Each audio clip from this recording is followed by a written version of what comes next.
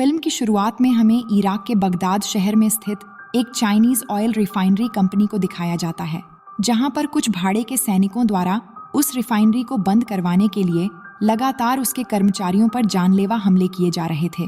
तो वहां पर फंसे लोगों और उनके परिवारों को सही सलामत निकालकर ग्रीन जोन तक सेफ ले जाने के लिए फ्रैंक और उसकी टीम को उस रिफाइनरी में भेजा जाता है। फ्रैंक किसी समय आर्मी के एक स्पेशल सोल्जर हुआ करता था, लेकिन अभी वो प्राइवेट सिक्योरिटी कंपनी में अपनी सर्विसेज दे रहा होता है। अब वहां पहुंचकर फ्रैंक को ऑयल रिफाइनरी की डायरेक्टर प्रोफेसर चैंग मिलती है, जो फ्रैंक को बताती है कि यहाँ पर परिवार समेत लगभग 500 से ज्यादा कर्मचारी है और हमें इन्हें जल्द से जल्द एक सेफ जोन में ले जाना होगा।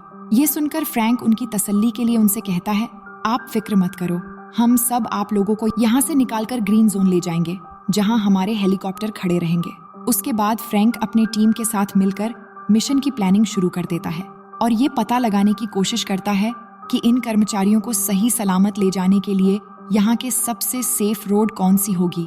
लेकिन इस रेगिस्तान के लगभग सभी जगहों पर हमले होने की वजह से कई सारे रोड बंद पड़ चुके थे, इसलिए वो आखिरकार ये डिसाइड करते हैं कि उन्हें हाईवे ऑफ डेथ नामक एक रोड से जाना होगा। हाईवे ऑफ डेथ एक ऐसी रोड है जहां खतरे की संभावना सबसे ज्यादा होता है। हमले के समय दुश्मन सेना हमेशा इस रोड को बंद रखती है और इस रोड के आसपास कई जगह पर लैंड माइन बिछाया गया है, इसलिए बिना सावधानी के कोई भी इस रोड में मारा जा सकता है। लेकिन फ्रैंक फिर भी इसी रोड से जाने का निर्णय ले लेता है और सभी को तैयार होने के लिए कहता है। वहीं पास ही के एक गांव में क्रिस का भाई हेनरी उसे पिछले किए गए किसी काम के बदले उसके हिस्से के पैसे देने आता है। तो क्रिस को पैसों को गिनता देखकर हेनरी क्रिस से कहता है, तुम्हें इन्हें गिनने की जरूरत नहीं है। तो क्रिस उसे कहता है, तुम मेरे भाई जरूर हो, लेकिन साथ ही तुम एक चोर भी हो, इसीलिए इन्हें गिनना जरूरी है। उसके बाद हेनरी क्रिस से एक और काम साथ करने की बात कहता है, जिसमें उसको 5 गुना ज्यादा पैसा मिलेगा। असल में वो यूनिकॉर्प की डायरेक्टर चेंग के बेटे का किडनैप करना चाहता था, क्योंकि उसने हेनरी के दुश्मनों को हथियार सप्लाई किया था, जिस वजह से उसके 5 आदमी मारे गए थे और वो रिफाइनरी के लोगों को रेस्क्यू किए जाने से पहले ये काम करना चाहता था। लेकिन क्रिस उसका साथ देने से मना कर देता है और वापस गांव आ जाता है, जहां पर गांव के पानी का पंप खराब हो जाने की वजह से एवन नाम का एक आदमी उसे ठीक करने आता है। वो पाइपलाइन को चेक करके बताता है कि पंप खराब नहीं है, बल्कि यूनिकॉर्प वालों ने पानी की सप्लाई ही बंद कर दी है। फिर वो क्रिस को सुझाव देता है, क्यों ना हमको यूनिकॉर्प वालों को पैसे के बदले हमें पानी देने की बात करें। लेकिन क्रिस को उसकी बात सही नहीं लगती। फिर भी वो उससे पूछता है कि कितने पैसे देने पड़ेंगे। तो एवन कहता है, लगभग 80 लाख रुपए लगेंगे, क्योंकि यहाँ तेल से भी कोई चीज अगर महंगी है तो वो है पानी। फिर क्रिस उससे जल्द कुछ करने को कहकर वहाँ से चला आता है। अब वो रात को अपने भाई हेनरी की बात पर विचार करता है। वहीं अब अगली सुबह प्रोफेसर चेंग और उसका बेटा रिफाइनरी की सारी इंफॉर्मेशन और कोड्स को एक पेन ड्राइव में स्टोर कर लेते हैं। उसके बाद प्रोफेसर पेन ड्राइव और अपना बैग नैन्सी को सौंप देती है। लेकिन उसके बाद बसों का ग्रुप निकलने से पहले एक आदमी चुपचाप आकर बस पर एक क्रॉस का निशान लगाकर वहां से चला जाता है। वहीं नैन्सी को मजबूरी में फ्रैंक के साथ बस में बैठना पड़ता है, जो वो नहीं चाहती थी। असल में नैन्सी फ्रैंक की ही इकलौती बेटी होती है, लेकिन वो अपने पिता से हद से ज्यादा नाराज थी, क्योंकि जब वो छोटी थी तो उस समय उसकी माँ की डेथ हॉस्पिटल में इलाज के दौरान हो गई थी। लेकिन फ्रैंक उस समय एक मिशन पर होने की वजह से अपने परिवार के साथ मौजूद नहीं रह पाता। लेकिन तभी बसों का ग्रुप हाईवे ऑफ डेथ पर पहुंच जाता है और वो देखते हैं उस रास्ते को पार करने की कोशिश में काफी सारी गाड़ियां बर्बाद होकर यहाँ पर भरा पड़ा है और ये भयानक नजारा काफी दूर तक फैला हुआ है। बस नंबर 1 को फ्रैंक ड्राइव कर रहा था।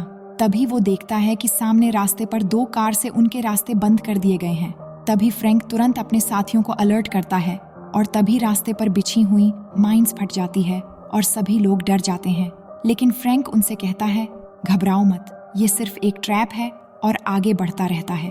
अब कुछ ही दूर आगे जाने पर मौसम के साफ रहने के बावजूद भी उनके सामने होता है एक बहुत बड़ा सैंडस्टॉर्म। लेकिन फ्रैंक बिना रुके अपनी टीम को उसे पार करने को कहता है। लेकिन तूफान के अंदर पहुंचने के बाद फ्रैंक देखता है उनके कम्युनिकेशन सिस्टम भी अब काम नहीं कर रहे, तो उसको महसूस होता है कि इस तूफान में जरूर कुछ गड़बड़ है। तभी तूफान का फायदा उठाकर हेनरी और क्रिस अपने भाड़े के गुंडों के साथ 2 बसों को हाईजैक कर लेते हैं। दरअसल गांव में पानी लाने के लिए क्रिस को पैसे चाहिए थे, इसलिए क्रिस अपने भाई हेनरी का साथ देने के लिए राजी हो गया था। फिर तूफान से बाहर आकर फ्रैंक को पता चलता है कि तूफान के दौरान किसी ने उनकी 2 बसों को अगवा कर लिया है, जिसमें प्रोफेसर चेंग और उनका बेटा भी था। तभी फ्रैंक को टीम के एक मेंबर बताती है कि उसने एक बस को दूसरी दिशा की तरफ जाते हुए देखा था, जिसके बाद वो अपने कम्युनिकेशन सिस्टम को रिब्यूट करते हैं और फ्रैंक बसों की तलाश करने के लिए एक हेलीकॉप्टर अपने लिए और एक दूसरा हेलीकॉप्टर अपनी टीम के लिए बुलवाता है। फ्रैंक अपने साथ अपनी बेटी नैन्सी को भी ले जाता है, क्योंकि पहले से ही उसे इस जगह के बारे में काफी पता था। तभी उनको पहाड़ी के पीछे एक ट्रक दिखाई देता है, जिस पर एक इंजन लगा हुआ था और इसी से रेतीला तूफान क्रिएट किया गया था। अब इस बात की खबर फ्रैंक अपनी टीम को देकर बस को ढूंढने आगे निकल जाता है। आगे जाकर फ्रैंक को एक बस मिल जाती है और उस पर सवार उसकी साथी उसे बताती है कि हम पर अमेरिकियों ने पूरे प्लान के साथ अटैक किया था। उसकी बात सुनकर फ्रैंक दूसरी बस को ढूंढने निकल जाता है। साथ ही वो अपने कमांडर ली से 10 किलोमीटर का रेडियस स्कैन करके तेजी से जाती हुई किसी भी गाड़ी की जानकारी देने को कहता है। वहीं दूसरी तरफ हेनरी सभी हॉस्टेजेस को बस से उतारकर अपनी गाड़ी में बैठाकर क्रिस के साथ ले जाने लगता है। हालांकि हेनरी का ये काम क्रिस को कुछ सही नहीं लग रहा था, क्योंकि हेनरी ने जिसको भी उठाया था वो ऐसे नहीं लग रहे थे जिन्होंने उनके आदमियों को मारा था। तभी ली को क्रिस और हेनरी की गाड़ी मिल जाती है और वो उसकी खबर फ्रैंक को दे देता है। तभी फ्रैंक बाकी सभी बसों को सेफ जोन ले जाने का ऑर्डर देकर खुद ली के पास जाने के लिए अपने हेलीकॉप्टर को उसकी तरफ घुमा लेता है। इधर ली हेनरी और क्रिस पर अटैक कर देता है, लेकिन वो लोग ली के हेलीकॉप्टर पर गोलियां चलाने लगते हैं, जिससे हेलीकॉप्टर एक पहाड़ी के दूसरी तरफ जाकर क्रैश हो जाता है। उसके बाद हेनरी क्रिस के साथ सभी होस्टेजेस को लेकर ठिकाने पर पहुंच जाता है, लेकिन गाड़ी से उतरते ही क्रिस हेनरी पर भड़क पड़ता है और उससे इस खतरनाक काम को देने वाले का नाम पूछता है। तभी उसके सामने एवन आता है और वो कहता है ये पूरा प्लान मेरा ही था, जिसको देखकर क्रिस हैरान हो जाता है। तो वो क्रिस को बताता है पिछले 16 सालों में यूनिकॉर्प वालों ने हमें कुछ भी नहीं दिया, बस वो खुद अमीर होते गए, लेकिन अब ऑयल रिफाइनरी पर कब्जा करके हम उसको चलाएंगे और सारे पैसे भी हमारे होंगे। अब यहाँ प्रोफेसर चेंग को पता चल जाता है कि रिफाइनरी पर लगातार एवन ही हमले करवा रहा था। फिर एवन फ्रैंक को उससे दूर रखने के लिए क्रिस से एक डील करता है, लेकिन एवन की असलियत जानकर क्रिस उसके साथ काम करने से मना कर देता है और वहां से जाने लगता है। तो एवन हेनरी को उसके भाई को रोकने के लिए कहता है, लेकिन क्रिस उसकी बात नहीं मानता और उससे इस काम के पैसे उसको रेडियो टावर में पहुंचाने के लिए कहकर वहां से चला जाता है। अब क्रिस को ना रोक पाने की वजह से एवन गुस्से में आकर हेनरी को गोली मार देता है और उसकी सभी टीम मेंबर्स को भी मार देता है। इसके बाद एवन अपने आदमियों से कहता है कि इन सभी लाशों को रेडियो टावर में ले जाकर छोड़ दो, जिससे सबको लगे क्रिस के भाई को हमने नहीं बल्कि चाइनीज लोगों ने मारा है। वहीं हम देखते हैं कि क्रिस गांव वापस आ गया है।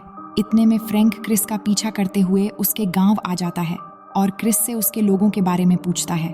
तभी क्रिस बताता है कि यहाँ सिर्फ मेरे गांव के लोग हैं और तुम्हारे अगवा हुए लोगों से मेरा कोई लेना देना नहीं है, और फिर अपनी गाड़ी लेकर रेडियो टावर की तरफ निकल जाता है।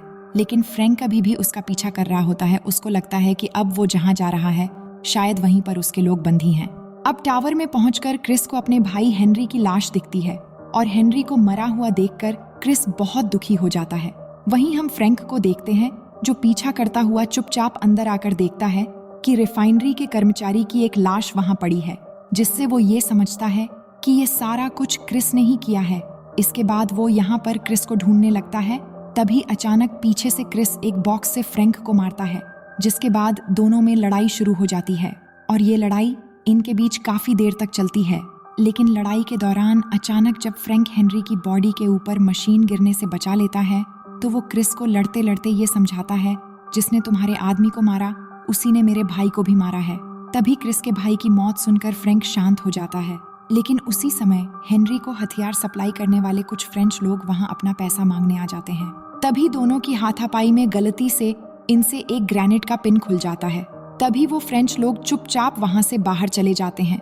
उनके वहां से जाते ही क्रिस ग्रेनेड का पिन वापस लगा देता है, लेकिन बाहर जाते ही वो लोग उन दोनों पर नॉन स्टॉप गोलियां चलाने लगते हैं। लेकिन कुछ समय के बाद वो वहां से चले जाते हैं। उनके जाते ही फ्रैंक क्रिस पर बंदूक तान कर उसके आदमी को मारने वाले का नाम पूछता है, लेकिन क्रिस उसे कुछ न बताकर बाहर चला आता है। फिर वो दोनों बाहर आकर देखते हैं कि गोलीबारी में क्रिस की गाड़ी पूरी तरह से बर्बाद हो चुकी है। फिर वो वहां पर रखे हथियारों और लाशों को ठिकाने लगाकर रेडियो टावर में ही बम लगाकर उसे उड़ा देते हैं। वहीं दूसरी तरफ एवन होस्टेजेस को लेकर अपने आदमियों के साथ रिफाइनरी के कंट्रोल रूम में आ जाता है, लेकिन बिना कोड्स डाले रिफाइनरी के सिस्टम चालू नहीं हो रही थी, क्योंकि इसके लिए वही पेन ड्राइव चाहिए जिसमें सारे कोड्स हैं। तभी वो प्रोफेसर चेंग से कोड्स और पेन ड्राइव मांगता है, लेकिन चेंग उसे कुछ नहीं बताती, इसलिए आइवन गुस्से में आकर चेंग के एक कर्मचारी को गोली मार देता है और फिर चेंग के ही बेटे पर बंदूक तान देता है। तभी डर के मारे प्रोफेसर उसे बताती हैं कि कोड्स वाली पेन ड्राइव मेरे बैग में है, पर अब वो कहाँ है ये मुझे नहीं पता। तभी उसका बेटा आइवन से कहता है, तुम मेरी माँ का फोन ट्रैक करो, वो उनके बैग में ही रखा है। फिर वो उसके फोन पर कॉल करते हैं और वो कॉल नैन्सी उठाती है, जिससे उन्हें उनकी लोकेशन का पता चल जाता है कि वो क्रिस के गांव में है, जहां क्रिस और फ्रैंक सभी बच्चों के साथ मस्ती करते हुए उनको पोएम सुना रहे थे। तभी फ्रैंक की टीम उसको कॉल करके बताते हैं कि वो सभी बसों को लेकर सेफ जोन पहुंच गए हैं। तभी मौका पाकर क्रिस फ्रैंक की डायरी उठा लेता है, क्योंकि उसको शक था कि फ्रैंक का चक्कर शायद नैन्सी से है। तो फ्रैंक अपनी डायरी उससे छीनकर उसे बताता है कि वो मेरी बेटी है, और फिर अपनी सारी कहानी उसे सुनाने लगता है।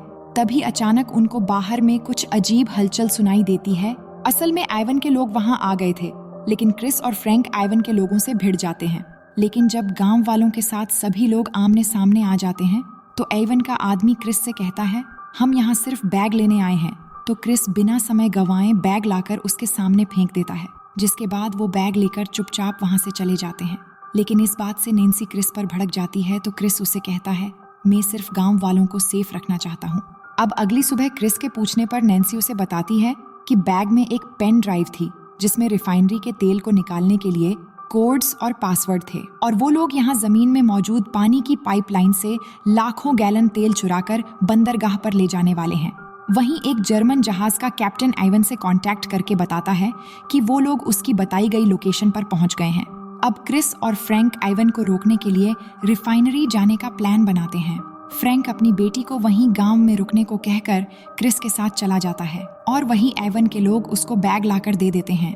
प्रोफेसर पेन ड्राइव को लगाकर उसके कोड्स डालकर रिफाइनरी की सिस्टम ऑन कर देती है, जिससे बंदरगाह पर खड़ी जर्मन जहाज में पानी की पाइपलाइन के रास्ते से तेल भरने लगते हैं। उसी समय क्रिस और फ्रैंक रिफाइनरी के अंदर आ जाते हैं और गुंडों से लड़ते हुए कंट्रोल रूम की तरफ जाने लगते हैं। उनको देखकर आइवन सिस्टम में लगी पेन ड्राइव को तोड़ देता है, जिससे वो तेल को रोकने की कमांड ना दे पाए, और कुछ लोगों को वहीं छोड़कर वहां से निकल जाता है। इतने में कंट्रोल रूम में क्रिस और फ्रैंक लड़ते हुए आकर प्रोफेसर और उसके बेटे को वहां से निकाल लेते हैं। तभी फ्रैंक आइवन के आदमी को अकेले ही संभालने की बात कहकर क्रिस को आइवन के पीछे जाने को कहता है, और क्रिस वैसा ही करता है, लेकिन आइवन उसके हाथ से निकल जाता है। तभी क्रिस को सामने से उसकी नई वाली कार आते हुए दिखाई देती है, जिसे वो प्यार से सूजी कहता है, और अपनी प्यारी कार को वहां देखकर क्रिस का दिमाग हट जाता है। लेकिन नैन्सी को उस कार में देखकर वो उसको कुछ नहीं कहता और गाड़ी को आइवन के पीछे ले जाने को कहता है। आइवन का पीछा करती हुई नैन्सी क्रिस के लाख मना करने पर भी एक ढलान से क्रिस की फेवरेट कार को जंप करा देती है, जिससे वो एक्सीडेंट होकर पलट जाती है। तभी नैन्सी गाड़ी से बाहर निकलकर गाड़ी से कहती है, सॉरी सूजी। उसके इतना कहते ही क्रिस के गुस्से का मीटर फट पड़ता है, और वो गुस्से से लाल पीला होकर नैन्सी पर चिल्लाने लगता है। वहीं रिफाइनरी में फ्रैंक आइवन के लोगों को मारने के बाद वो भी आइवन के पीछे निकल पड़ता है। तभी वहां पर फ्रैंक जेट इंजन ट्रक लेकर पहुंच जाता है। इसके बाद वो दोनों फ्रैंक के साथ बैठकर आइवन के पीछे चल पड़ते हैं, लेकिन ज्यादा दूरी होने की वजह से क्रिस ट्रक का जेट इंजन ऑन कर देता है, जिस वजह से ट्रक हाई स्पीड में आइवन के ऑयल ट्रक से जाकर टकरा जाता है, जिससे आइवन के तीनों तेल से भरे ट्रक्स ब्लास्ट हो जाते हैं और आइवन की गाड़ी एक्सीडेंट हो जाती है, जिससे उसका ड्राइवर मारा जाता है। लेकिन आइवन किसी तरह जिंदा बच जाता है। इसके बाद वो फिर से अपनी गाड़ी लेकर भागने लगता है, लेकिन इस ब्लास्ट की वजह से फ्रैंक के ट्रक का फ्यूल टैंक भी लीक हो गया था। फिर क्रिस अपने हाथ में फ्यूल टैंक के पाइप को पकड़ता है और फ्रैंक को इसी तरीके से गाड़ी चलाने को कहता है, और फ्रैंक फिर से जेट इंजन चालू करके ट्रक चलाने लगता है। तभी थोड़ी दूर जाने के बाद ही फ्रैंक को ध्यान आता है कि ब्लास्ट की वजह से उनके ट्रक का ब्रेक भी फेल हो गया है और आगे एक बड़ा गहरा ढलान है। इसलिए वो जल्दी से एक तार के जरिए नैन्सी के कमर पर फटाफट से बांध देता है और क्रिस से कहता है कि 5 से 1 तक गिनने के साथ ही वो ट्रक से जंप मार दे। लेकिन जेट इंजन के आवाज की वजह से क्रिस को कुछ भी सुनाई नहीं देता और ट्रक एवन की गाड़ी को धक्का देते हुए सभी एक साथ ढलान के बिल्कुल किनारे पहुंच जाते हैं। तभी फ्रैंक और नैन्सी खाई में गिरने से पहले जंप लगा देते हैं, लेकिन क्रिस ट्रक के साथ ही रह जाता है। पर खाई में गिरने से पहले एवन की गाड़ी एक पत्थर में अटक जाती है और उसके गाड़ी के साथ साथ फ्रैंक और नैन्सी भी लटक जाते हैं, क्योंकि नैन्सी की कमर में बंधा हुआ तार का दूसरा सिरा एवन के गाड़ी में फंसा हुआ था। तभी एवन ऊपर से हंसने लगता है और गाड़ी स्टार्ट करके वहां से जाने की कोशिश करता है, लेकिन तभी उस पहाड़ की ढलान टूटकर वो गाड़ी समेत नीचे गिरने लगता है, जिससे फ्रैंक और नैन्सी ढलान के बीच में एक समान जगह पर गिर जाते हैं। लेकिन एवन के गिरने से पहले ही फ्रैंक जल्दी से नैन्सी की कमर से तार खोल देता है और एवन नीचे खाई में गिर के मर जाता है और ये दोनों बाप बेटी यहाँ पर बच जाते हैं। फिर उनको क्रिस का ख्याल आता है जो उनको कहीं दिखाई नहीं देता। तभी नैन्सी की नज़र उसके पापा की जेब में रखी उसी की डायरी पर पड़ती है और वो देखती है कि उसके पापा ने उनकी तस्वीरों को फिर से जोड़ दिया है। तभी फ्रैंक उससे कहता है, तुम दोनों इस तस्वीर के सहारे हमेशा मेरे साथ थे, मैं कभी तुमसे अलग नहीं हुआ। अपने पापा की बातें सुनकर नैन्सी इमोशनल होकर पहली बार फ्रैंक को पापा कहकर पुकारती हैं और दोनों रोते हुए एक दूसरे को गले लगा लेते हैं। तभी पहाड़ चढ़ता हुआ क्रिस फ्रैंक के पैर को पकड़ लेता है और दोनों उसको ऊपर खींच लेते हैं। उसके बाद क्रिस बचने की खुशी में नैन्सी को थैंक्स कहते हुए उसकी हाथ पकड़कर उससे बातें करने लगता है। तभी फ्रैंक उसका हाथ छुड़ाते हुए उससे कहता है, तुम मेरी बेटी के बारे में कुछ भी उल्टा सीधा ख्याल अपने दिमाग में मत लाना। फिर क्रिस कहता है, अच्छा ये सब मजाक छोड़ो और पहले ये सोचो कि यहाँ से निकले कैसे। जिसके बाद सभी मिलकर हेल्प कहते हुए चिल्लाते हैं और इसी सीन को दिखाते हुए ये मूवी यहीं पर खत्म हो जाती है। तो दोस्तों, आप लोगों की प्यार के लिए बेहद शुक्रिया। मिलते हैं एक और मज़ेदार स्टोरी के साथ। अपना ख्याल रखें।